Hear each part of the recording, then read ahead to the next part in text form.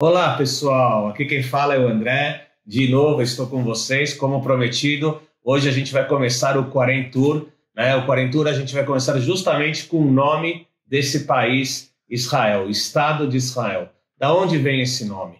Para contar para vocês a origem do nome de Israel, do Estado de Israel, eu tenho que voltar historicamente para o dia 12 de maio de 1948, exatamente 2 dias antes que David Ben-Gurion declarou a independência de Israel. No dia 12 de maio de 1948, houve uma reunião muito tensa, onde se decidiu que o Estado seria declarado no dia 14 de maio, um dia antes do final do mandato britânico, mesmo sabendo que isso levaria, a uma guerra também com os árabes que aqui viviam, e também com os países árabes vizinhos. Mas se decidiu que seria na sexta-feira, 14 de maio, porque, claro, o Estado judeu não seria declarado no seu dia de descanso, o Shabat, que já era algo acordado entre os diferentes grupos judeus que ajudaram na criação do Estado, também os ortodoxos sionistas, que era o dia, que o Estado guardaria como seu dia de descanso. Então, a decisão foi adiantar a declaração de independência para sexta-feira. Mas eu não quero falar que nesse voltar ao dia 12 de maio, quando logo após a decisão de se declarar a independência do Estado, ainda a gente não tinha um nome para esse Estado. Parece que foi fácil escolher o Estado de Israel, mas não foi tão fácil assim. David Ben-Gurion saiu da reunião e foi para outra reunião, onde ele se juntou a mais 9 pessoas, também políticos, mas também escritores, também estavam lá jornalistas e rabinos. E esses se reuniram, 10 pessoas ao total, para decidirem qual seria o nome do país que seria criado. A primeira proposta não foi Israel, a primeira proposta, foi Judá. Foi Judá. E rapidamente ela foi descartada, por quê? Porque alguns motivos. Primeira coisa, Judá era só uma das tribos de Israel. É verdade, a tribo que permaneceu, a tribo do rei Davi, mas era uma só das 12 tribos de Israel. A outra coisa é que, por causa de sermos descendentes da tribo de Judá, nós somos chamados judeus no mundo todo. Então, os habitantes de Israel seriam chamados da mesma maneira que os habitantes judeus de outros lugares do mundo. Então, isso seria uma confusão. Além do que, os habitantes de Israel, os cidadãos do país não judeus, seriam também chamados de judeus, porque essa seria a definição, da cidadania do país. Então, Judá ficou descartado. Aí surgiu uma outra proposta. Óbvia, Sião. Por que não Sião? Não se criou o movimento sionista no final do século XIX? Não, é chamado Israel e Jerusalém de Sião? Então vamos chamar de Sião. Porém, pelo mesmo motivo de Judá, a confusão com os nomes. Quem é sionista? Aquele que é cidadão do Estado de Israel, então a pessoa que não acredita no sionismo vai ser chamada de sionista, e aquele que é sionista e não vive no Estado de Israel, como ele será chamado? E também outra coisa, uma coisa parecida também, o território de Judá, no caso anterior, ficou fora do território que a ONU decidiu que seria parte do Estado judeu. A mesma coisa aconteceu com o Monte Sião em Jerusalém, fica fora da soberania do Estado de Israel.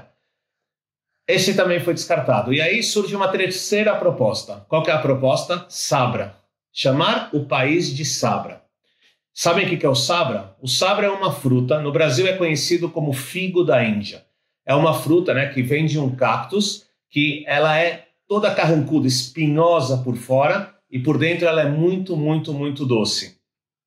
Os israelenses, aqueles que nasceram aqui mesmo antes da criação do Estado de Israel, e depois foram apelidados de sabra, porque dizem que eles são carrancudos por fora, difíceis por fora, duros, mas por dentro são muito doces. Então, vamos chamar o país de Sabra. Só existe uma questão. A fruta Sabra não foi lembrada em nenhuma fonte judaica antiga. Por quê? Por um simples motivo. A fruta não é daqui. A origem, desculpa quebrar o mito, mas a origem da fruta Sabra é da América Central e foi trazida para cá. Um grande sucesso, mas não é algo original. Então, Sabra ficou descartado. E aí veio a proposta de Israel. Israel, a primeira vez que aparece na Bíblia, aliás, aparece 2.000 vezes, pelo menos 2.000 vezes na Bíblia. A primeira vez aparece quando Yaakov, o patriarca, neto de Abraão, filho de Isaac, Jacó luta com uma figura que vão reconhecer muitos como sendo um anjo de Deus ou o próprio Deus mesmo, e aí o nome Israel surge, né? Ele muda de nome, segundo a Bíblia, Yashar El, Israel significa direto com Deus, diretamente com Deus, né? E a outra explicação é Sarel, quer dizer um servidor de Deus. São as duas explicações para a mudança do nome de Jacó. Mas o que a gente sabe é que Jacó é o pai das 12 tribos de Israel, que são elas que depois, mais tarde, chegarão com Josué e conquistarão a terra prometida, né? E se estabelecerão aqui. Então, o nome Israel vem aí, né, representando as 12 tribos, os filhos de Israel.